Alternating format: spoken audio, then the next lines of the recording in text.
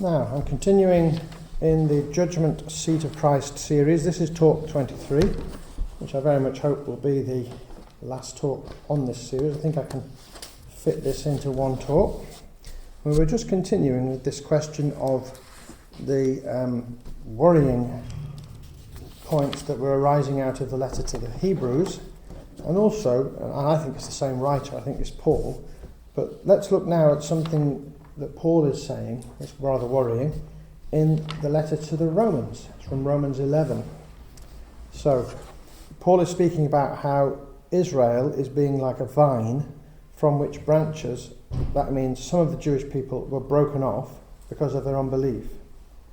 Now that wouldn't concern us so much because we're not Jewish, were it not for the fact that Paul then goes on to warn his readers in the church in Rome, who are not Jewish, that they too could be cut off. Now we need, of course, to wonder, what does cut off mean?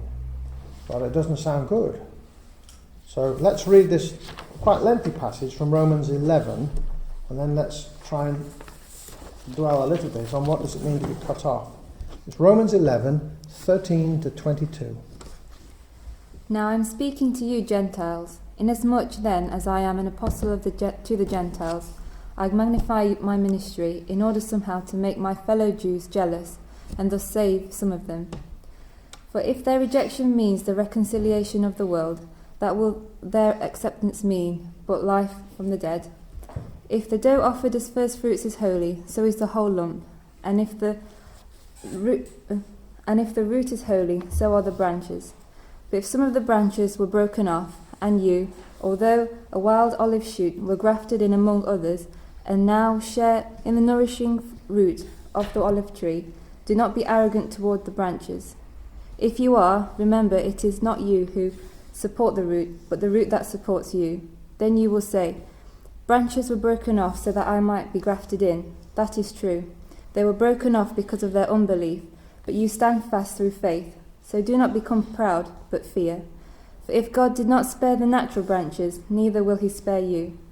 Note then the kindness and severity of God. Severity towards those who have fallen, but God's kindness to you, provided you continue in his kindness. Otherwise, you too will be cut off. Okay. So, here we're speaking, Paul is speaking to Gentiles. He's also speaking to Gentile believers. He's not speaking to Gentile unbelievers.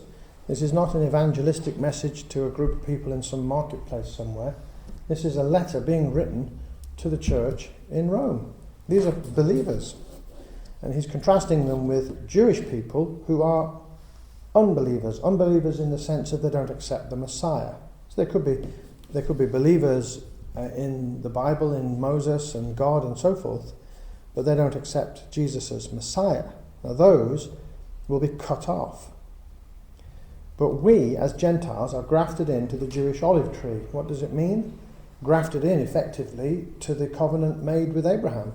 We become beneficiaries of the Abrahamic covenant. We, as Paul puts it, you share the nourishment from the root of the olive tree. So you are then receiving the blessings promised to Abraham that would be not only to his physical descendants, but also to those who are not his physical descendants. That's us.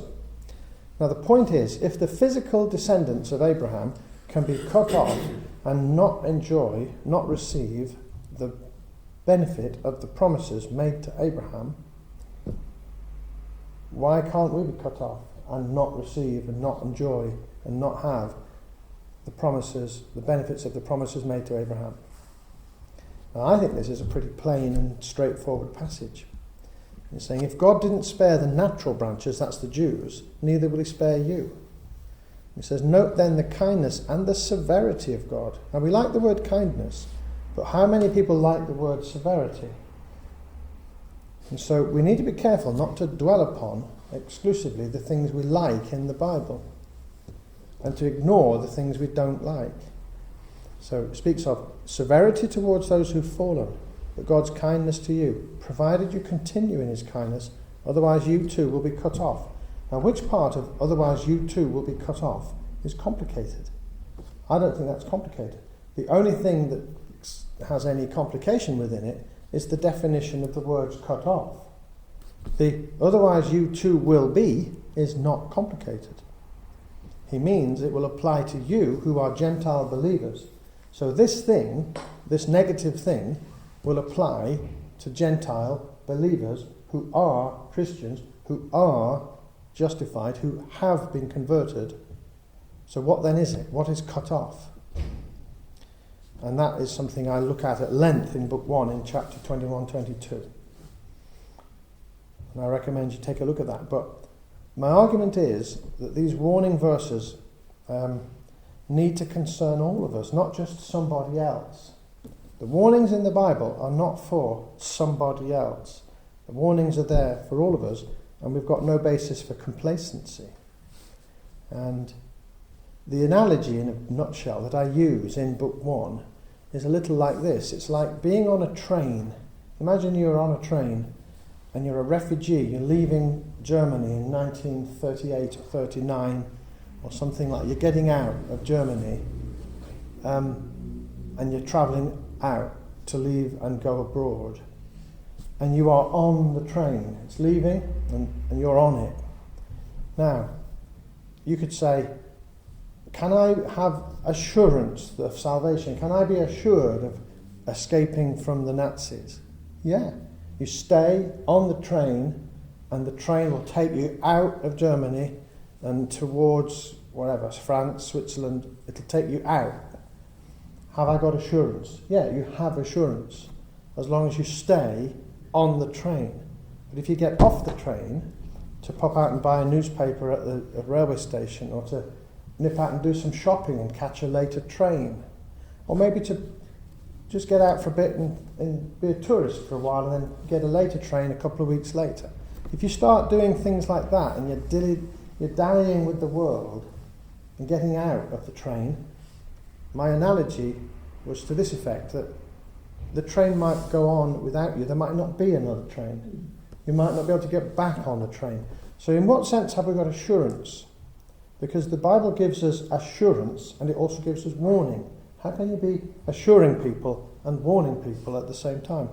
And I think the assurance passages, most people like the assurance passages and they dwell upon them and they ignore the warning passages. But both are in the Bible. And I think the assurance passages are telling you that if you stay on the train, I can assure you, you'll be all right.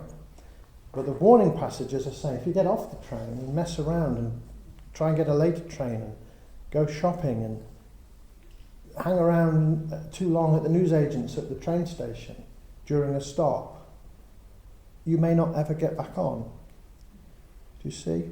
Anyway, I enlarge upon that. So the point is that these warnings are for us. Okay, let me move on. Another question. Are we meant to feel some fear about the prospect of facing Jesus at the judgment seat?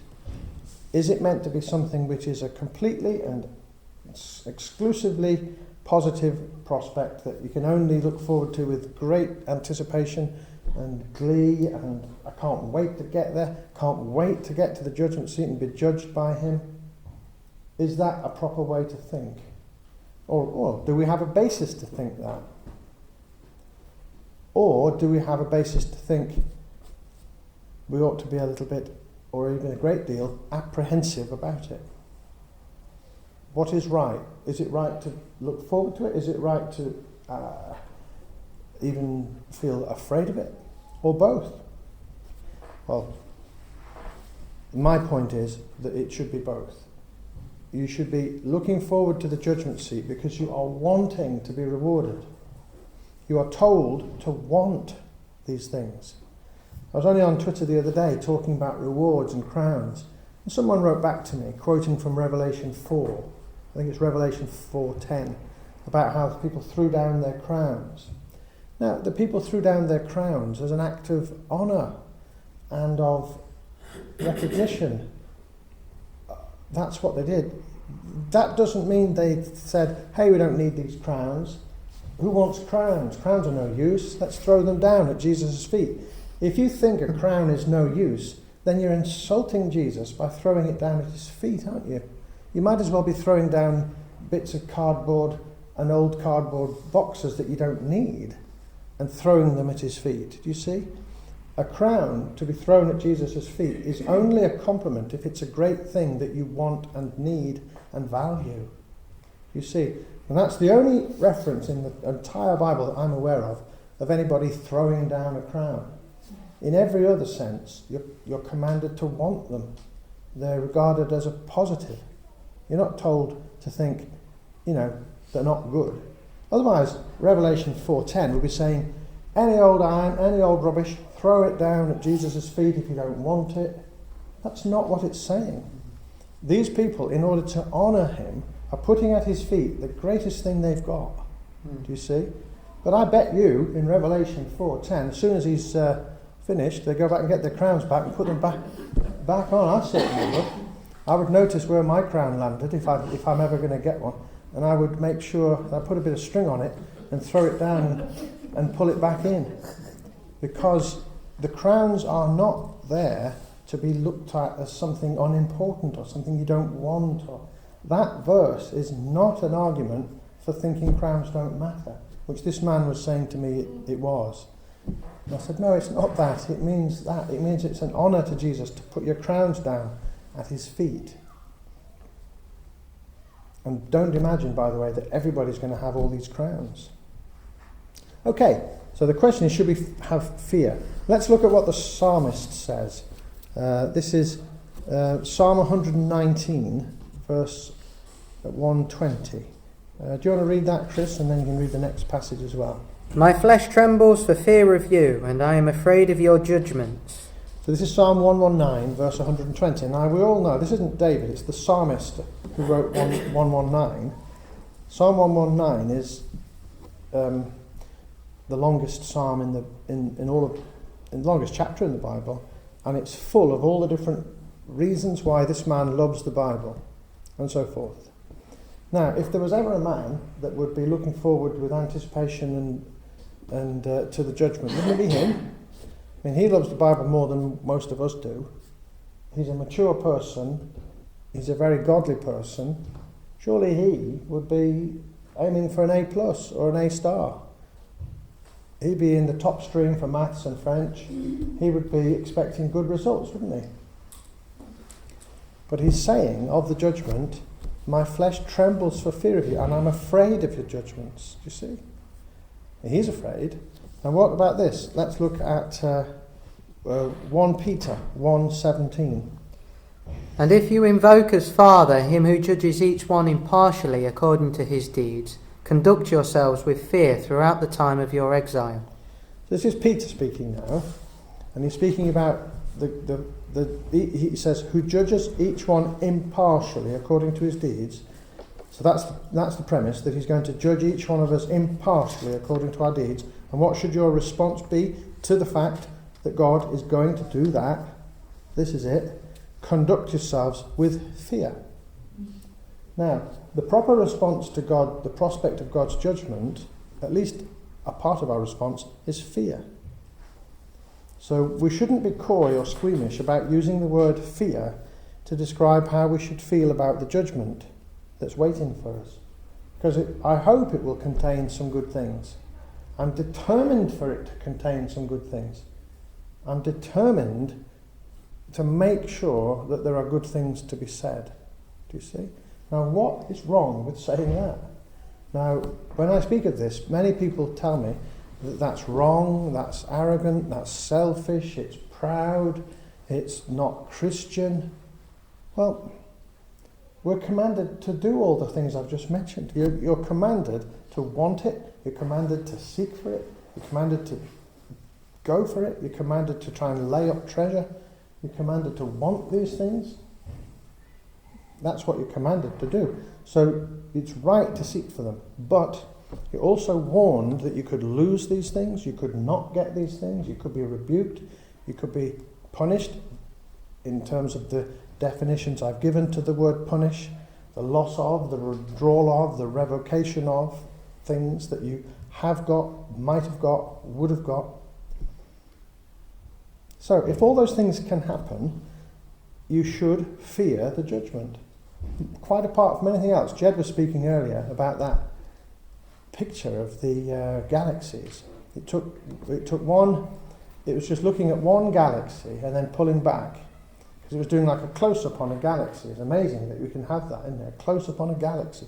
So it looked at this galaxy, went into part of the galaxy, then it pulled back and pulled back and pulled back and pulled back and showed you just the sky with each of these galaxies and the vastness of it. Now, the person who made all that, the person who made it such that a galaxy is just a dot, is the person you're going to stand in front of. Now, if you've got any IQ at all, and you're going to stand in front of him, and you don't feel fear, apprehension, nervousness, some proper sense of concern, then something's wrong with you. Do you see? You're meant to feel fear. And maybe it's the word fear that you don't like, because hasn't God commanded us not to fear? He's commanded us not to fear everything except him. And he's commanded us to fear him. So when we're told in the Bible, don't to fear, it's other things that we're not to fear. He's not speaking of himself. The Bible doesn't say that the absence of fear of the Lord is the beginning of wisdom, does it? It says the fear of the Lord is the beginning of wisdom, and yet, although you're told that, you're also told 366 times in the Bible not to be afraid. One for every day plus a leap year. You're told it that many times, but not about God. And what do? People fear everything except God, and then think it's Christian to say, but let's not fear God. Now, do you detect a possibility that there could be some demonic interference there in our doctrines, in that we are fearing the things that God tells us not to fear, and not fearing the thing that God tells us to fear, and then calling that Christian? I think so. So I think we should be afraid, but if you don't like the word afraid, I'll bargain with you. I'm willing to negotiate. Let's use words like apprehension. Let's use words like anticipation with a measure of concern.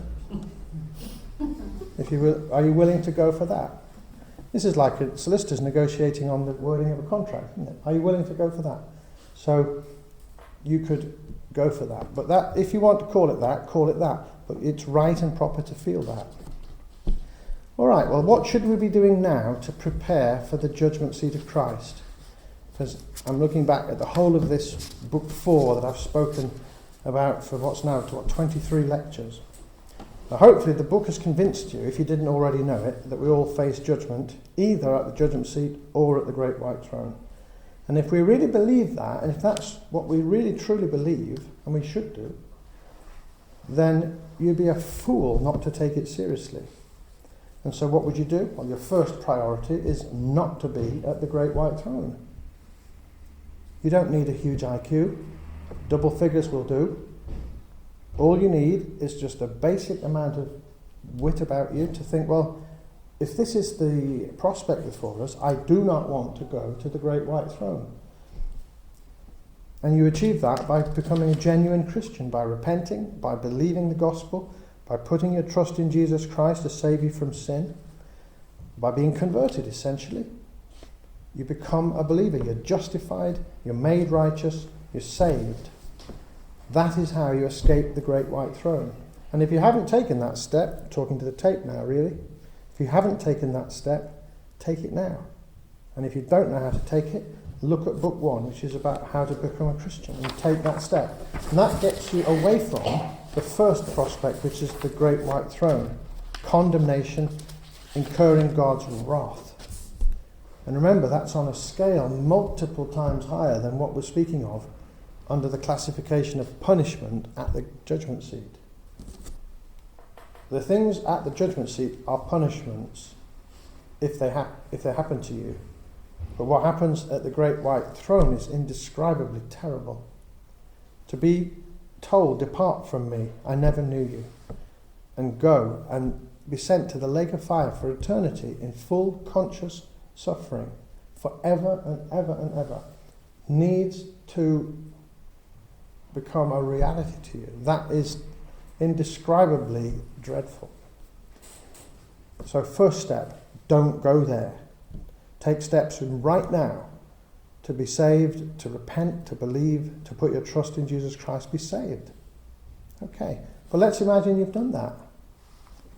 Well, second thing, use every day from now on to lay up for yourselves treasure in heaven. Begin to think of that every day, about your work, what you're doing, who you're being with, the way you're speaking, the way you're acting, the way you're thinking, the things you're doing, the things you're not doing, the way you're treating people, the way you're treating the Bible, the way you're listening to God, the way you're not listening to Him. Everything is up for scrutiny, or should be, in order to add, remove, alter what you're doing.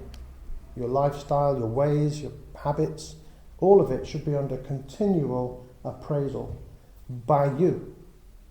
So you can do your own judgment seat. You can give yourself appraisals till they're coming out of your ears and appraise yourself into changing so that Jesus hasn't got to mention those things. I want to make it so that He will say to me, I don't know whether I'll achieve it, but I want to be able to make it so that He says to me, right, I think you've covered all the negative things I wanted to say. So I think we'll move on now to the positive. And wouldn't that be nice? Mm-hmm. If you can deal with it now, and He can say, well, I think you've covered all that. I had got some things to say a few years ago, but you've dealt with it. Now let's move on. That's how I'd like the appraisal to go. So think about the steps you can take now in the days, years, months ahead, because even if there's only a couple of days left before the rapture or death, use them.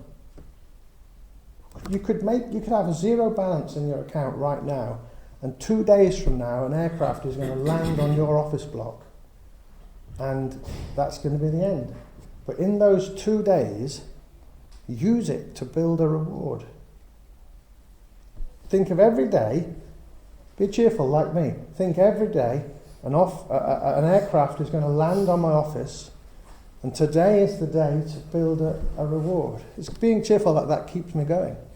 So think that way, and think today is the day to build a reward. Because there may not be a tomorrow to build a reward. There is today. Okay. And I can remember when I was a student, I was 19, a lad in the CU. He was a big shot in the CU. He had been brought up in a Christian home. He was like the prophet Isaiah to me, he was. He was only 20, but he knew the Bible. He was really godly. And one holiday, the Easter holidays, he was killed in an accident at home. He got cut, and his artery was cut, and he bled to death. And his parents came home and found him. Mm-hmm. Terrible. And that really affected me. And I thought, there's him. He just died like that. And it really got to me. And I began to think about, I could die tonight, I could die tomorrow. And I began to become judgment focused. And a little while later, another student, he was killed the following year.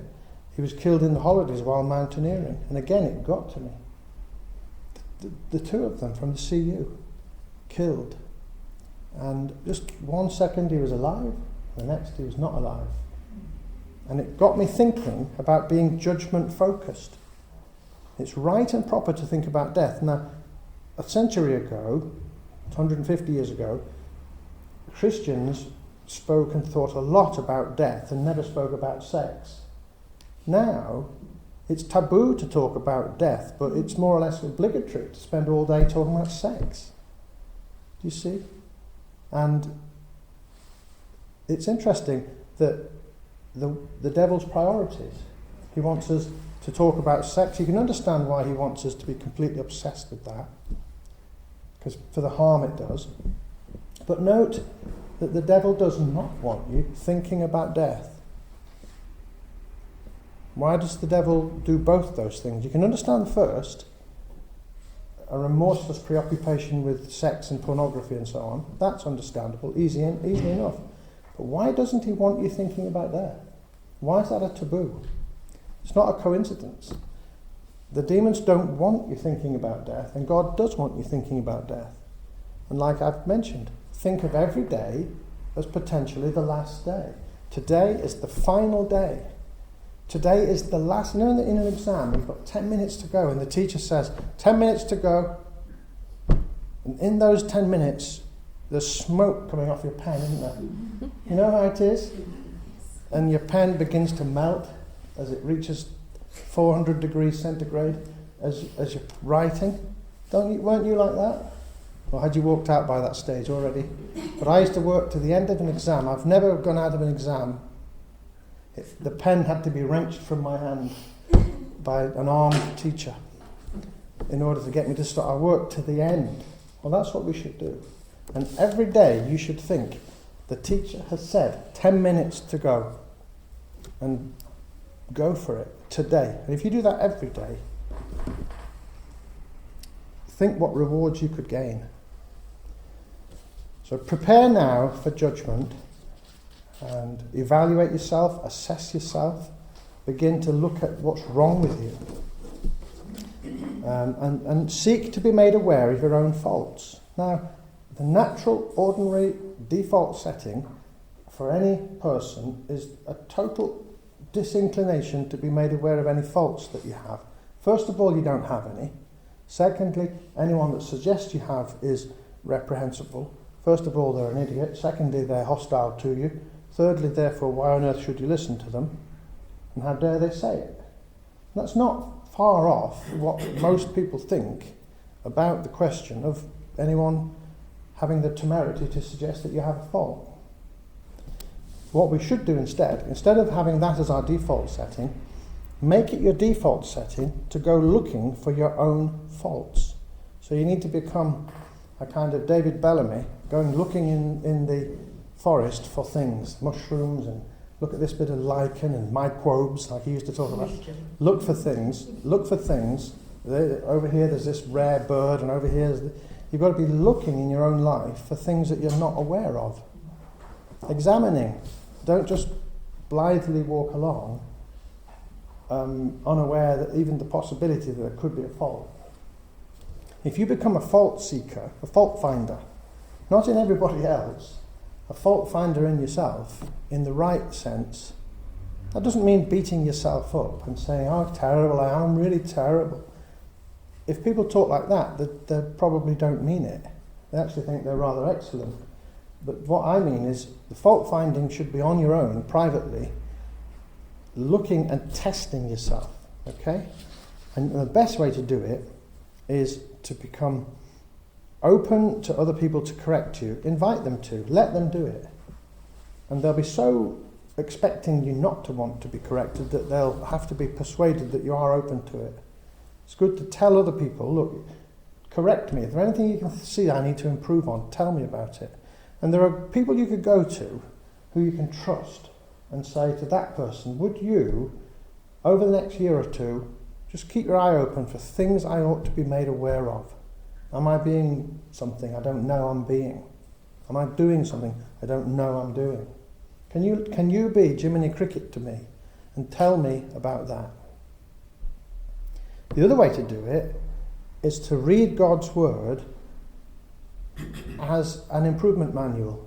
So look upon it, when it's talking about things, realise it's talking to you. So you don't want to be like the man who gives thanks that he's not a sinner like other men. You want to be the one that says, be merciful to me, a sinner. And so you look at every passage, and when a fault is being focused upon, when an error, a failing, some sin, something that was wrong with David, something that was wrong with Solomon, something that was wrong with Peter, do you think that God is interested in Peter? Do you think he's interested in David for the sense of gossiping? He's God gossiping about David. He's not gossiping about David. He's telling you about David so that you can learn from it. Otherwise, the Bible would, in a certain sense, be like some people gossiping at a bus stop, wouldn't it? The reason those things are there is to tell you to change. So it's not God isn't putting things in about Apostle Peter to tell Peter to change, because when those things were written by Mark about Peter, Peter was probably 60 years old and had changed. They're in there because Peter had changed. Peter told Mark to put it in. And it's interesting, the other gospel writers who were not under Peter's instruction were nice about Peter. But the one gospel writer who was working for Peter was nasty about Peter. Why? Because Peter was telling you this. It was Peter dishing the dirt on himself. Why was he doing it? In order to help you. So the same applies to David and all the others. You look at what's wrong with David and you think, have I got that? Am I like that? Am I doing that? And ask God and consider that a possibility. And if you do that and keep doing it all the way through the Bible, and then start again at Genesis and do it all the way through, and then start again at Genesis and do it all the way through, and keep doing that month after month, year after year, looking for correction, then God will give you correction. So Vicky, could you read out Lamentations 3 verse 40? Let us test and examine our ways and return to the Lord. Yeah, test and examine your ways. And then, Chris, would you read out 1 Corinthians 11, 31 to 32? But if we judged ourselves truly, we should not be judged. But when we are judged by the Lord, we are chastened, so that we may not be condemned along with the world. As I was mentioning earlier, if you judge yourself, the job gets done. You don't need to be judged. Like if you go for an appraisal, if you've already written a memo to your boss saying, look, ahead of our appraisal next week, I've written out 6 things I think I really need to focus on by way of change and improvement. And then your boss gets the memo, he looks at it and he says, oh, it's really helpful that you've done that, because I did want to discuss those things with you, but what I'd like you to do then, thank you for the memo, you work on those things. Do you see? You've dealt with it yourself, and then the boss doesn't have to write a memo to you. So it's the same. If you judge yourself now, keep changing, Jesus won't need to mention things. So go out of your way to look for things. And also ask God. So part of your prayer should be to ask God to show you what's wrong with you, and ask him to do it in the way that seems best to him, through other people and so forth. Other people, through his word. You can ask him to do it in a gentle way too. You don't have to be a masochist. You don't have to ask God to publicly humiliate you. Why on earth would you want that? Just ask him to quietly whisper to you. Because God's very gracious. His preferred option is to gently whisper to you. He doesn't want to humiliate you. But if you won't listen and won't listen and won't listen and won't listen, then in the end you'll have to do something public. And wouldn't it be better to just do it privately? So here's a passage from Jeremiah. Would you read out that, Vicky? Jeremiah 10, 23 to 24. I know, O Lord, that the way of man is not in himself, that it is not in man who walks to direct his steps. Correct me, O Lord, but in just measure, not in thy anger, lest thou bring me to nothing. So here's Jeremiah. He's obviously been listening to my tapes, but he's saying, correct me, O Lord, but in just measure. What's he mean? He's asking God to correct him, but please do it nicely. You see? What's wrong with saying that? Anybody with any sense would say that, wouldn't they? And why would you want to say, yeah, correct me, Lord, but do it really, really severely and harshly in public in front of everyone? Why on earth would you want that? So do as Jeremiah did and ask to be corrected in a gentle, gracious way, which is God's preferred way anyway. And all Jeremiah is doing, he's realised that's what God wants to do, and he's asking him to do it. And then, repent. Find out what you're doing wrongly, change it. Find out what you're doing right, do more of it. Find out what God wants, change and be like that. And then, thirdly, seek to invest in God's kingdom. Make investments. Now, I don't know how many of you are millionaires with huge multi-million-pound portfolios, but if you were, probably only a dozen or so of you, But if you were, you'd be considering your portfolio, wouldn't you? You'd be examining your investments, thinking about whether to put more into this or more into that. Should you be moving funds out of the United States at the moment? Or should you, etc. Well, you have a portfolio, a heavenly portfolio, and you need to be thinking about your portfolio and doing regular appraisals of your investment strategy. What are you spending your time on?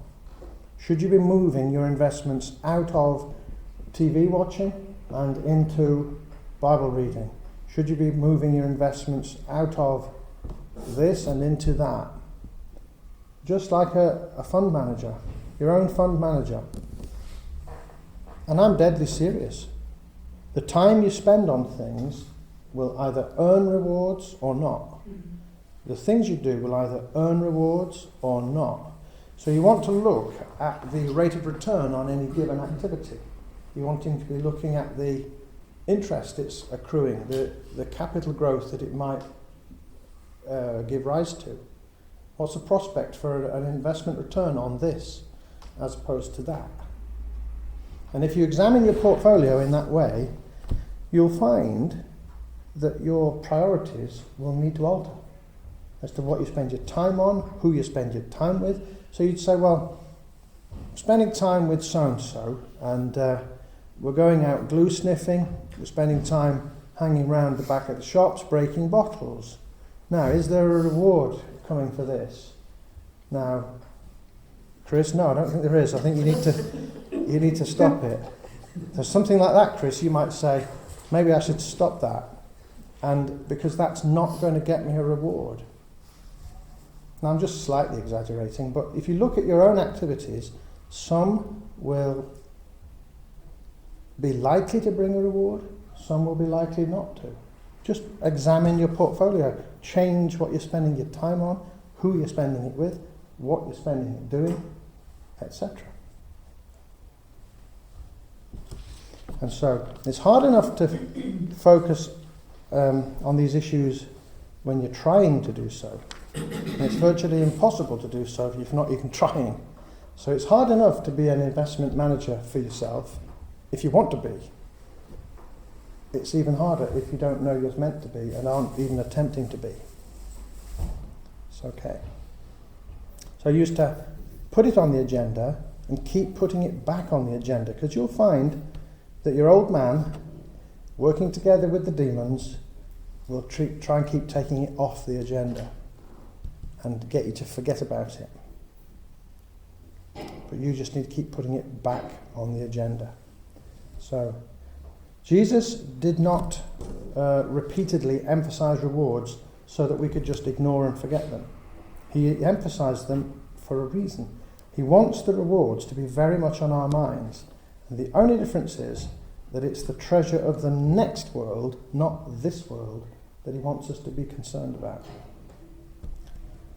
So there we are. That is the end of the Judgment Seat of Christ series.